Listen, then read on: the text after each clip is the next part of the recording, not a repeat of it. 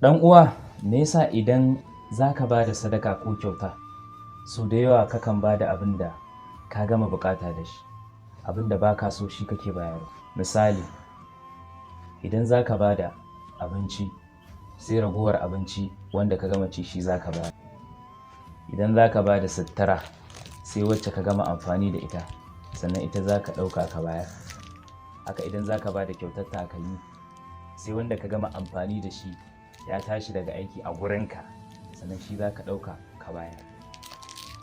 Haka idan muka tashi zamu ba da sadakar kuɗi ko kyautar kuɗi, mafi yawanci muna ɗaukan wanda yake na ƙasa sannan sai mu ba da sadaka. Mun manta Allah subhanahu wa ta'ala abin da yake faɗa cikin alƙur'ani yake cewa lan tanalul birra hatta tunfiqu mimma tuhibbun.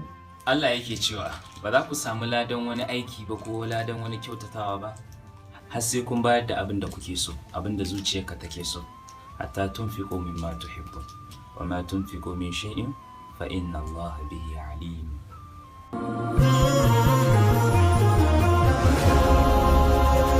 حبيبي محمد